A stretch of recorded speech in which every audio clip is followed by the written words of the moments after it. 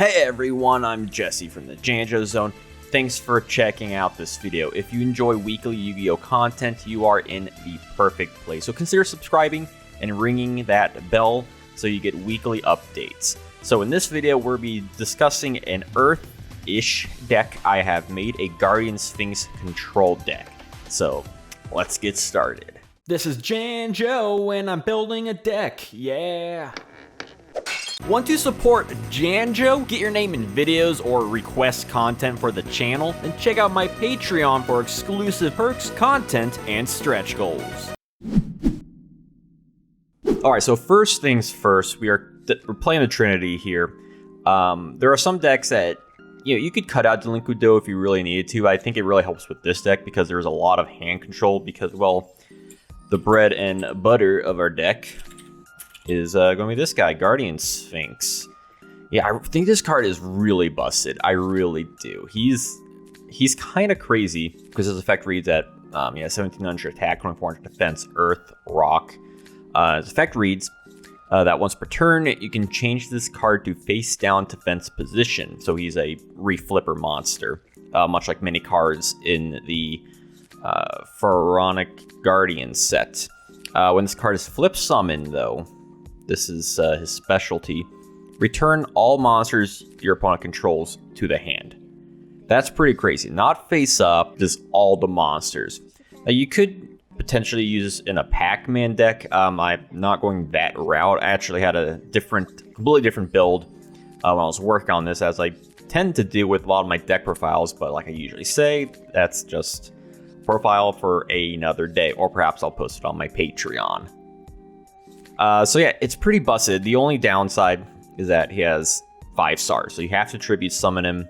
But his stats still aren't too bad. I mean, 1700 attack can still beat over a lot of monsters, bar from Kaiku, Berserk Gorilla. But he has 2400 defense, which means he's pretty much protected from anything, apart from the very specific strong monsters like Blackluster Soldier. But he'll defend himself against a Chaos Sorcerer at the very least. So we'll be running 2. 3 is a little bit much. There's one other specific card. You probably could cut this, but just because I like the thematic, Ordeal of the Traveler, it's not a good card. I think the concept is good. When your opponent declares an attack, your opponent chooses a random card in your hand, calls the type, monster, spell, trap, and if they call it wrong, return the monster to the hand. It's not too bad if you have a loaded hand, but the problem is, 1, it gives your opponent an advantage. 2, if you only have like 1 or 2 cards, they can call it pretty easily, making this card kind of useless. But it's the only other card that features Guardian Sphinx, and I felt like I kind of had to add it. You could definitely cut this out for whatever tickles your fancy, as per usual.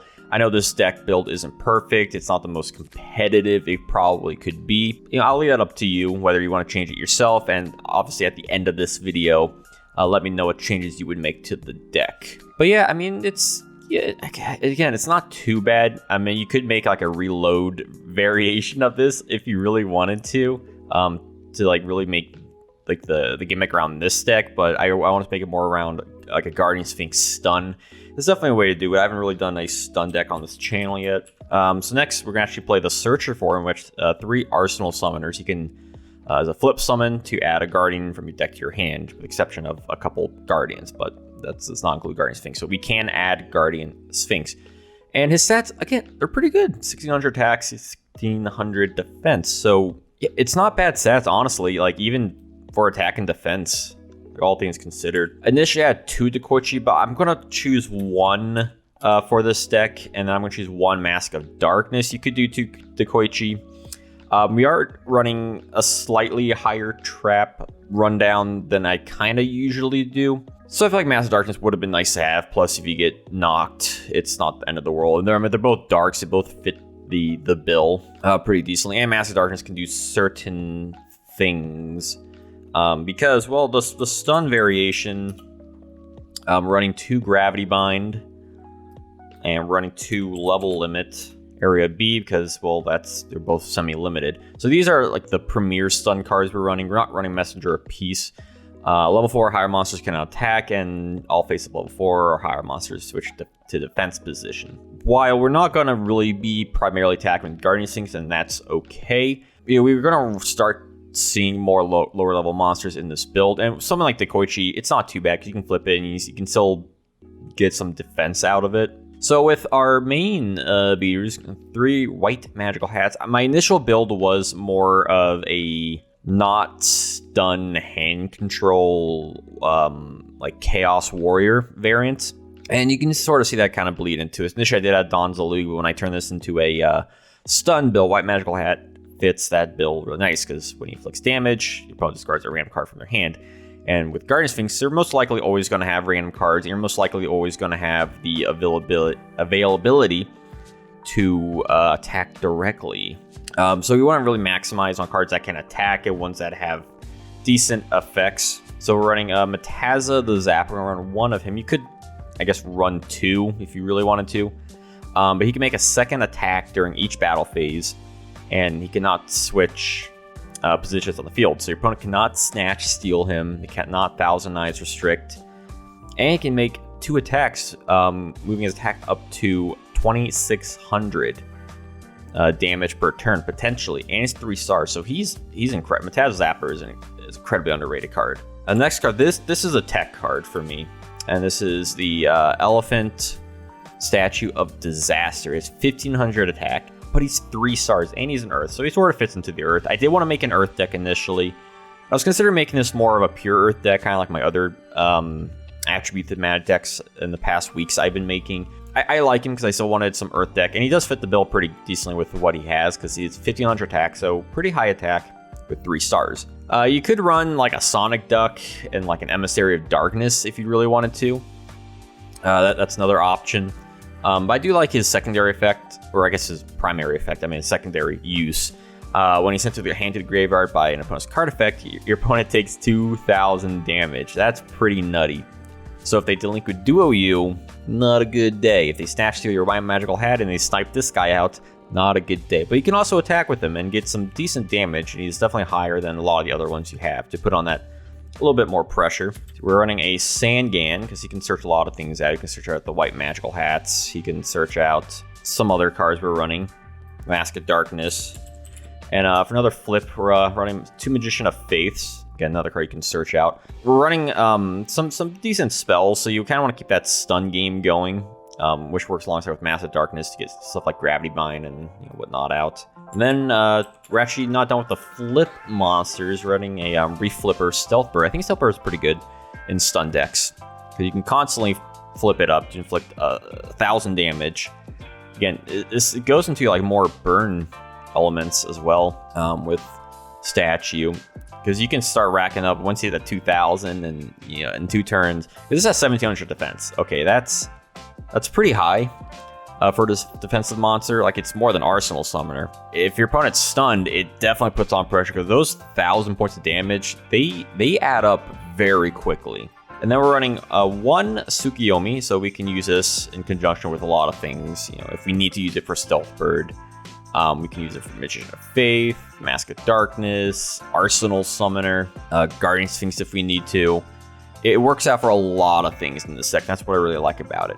Now, the last couple monsters we are running, we're running 2. And if you notice, we do run only run 3 Earths. So I guess it's kind of, I wouldn't really call this an Earth deck. But, Guardian Sphinx is an Earth. That was the main concept of it. So, but we are running a good amount of lights and darks here. So we can run some Chaos monsters. We're going to run 1 Chaos Sorcerer, and we're going to run 1 Blackluster Soldier, Envoy of the Beginning.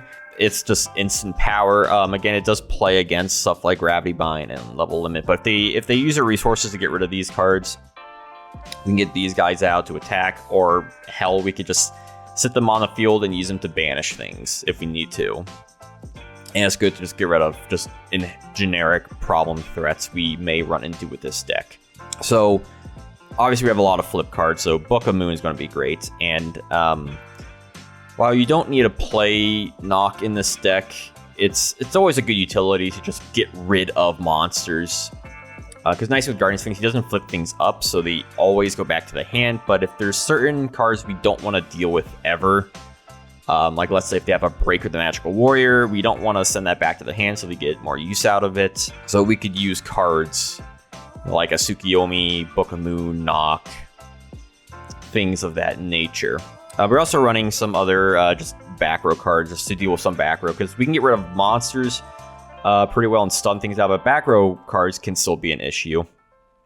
And then running a Prima, just in case we need to bring something back. The nice thing with cards like Stealth Bird or Guardian Sphinx, they can flip back down, which means that they will be non-affected by the destruction effect of Premature Burial. The only staple trap we're running is Ring of Destruction. We don't need a Mirror Force or Torrential Tribute because, again, most of the problems we're dealing with, we don't really need those as answers. You could potentially swap this out for a Torrential Tribute, or perhaps like a Raigeki Break or Bottomless, some sort of more inherent destruction effect. Probably not a Sakuretsu Armor. Because again, the main thing would probably be a Breaker of the Magical Warrior, or maybe a Tribe Infecting Virus, I would guess. Or like Mystic Swordsman, the Sasuke Samurai, those cards would probably be problems. So having some cards that can take care of it like right away would be nice. In that regard, playing 2 Ajar Greeds, this is probably another card you could cut out for like a Bottomless or something. Yeah, probably like a Raigeki Break, I would think, something that you can destroy right away. So, you know what, I'm gonna go ahead and replace one of these Jar Greeds with a Raigeki Break, because you never know what we'll run into. And then running, last 2 cards running is 2 Solemn Judgments. Again, this is another great card to just stop whatever your opponent may have, whether it is a Breaker of the Magical Warrior, a Heavy Storm, Lackluster Soldier. It can work with a lot of things. There's definitely, I don't make stun decks too often, so I don't know how well it could possibly be. But I do like it in terms that you have a lot of traps to kind of confuse your opponent to what you may have be setting. And you have plenty of problematic monsters that work in conjunction with a lot of stun cards.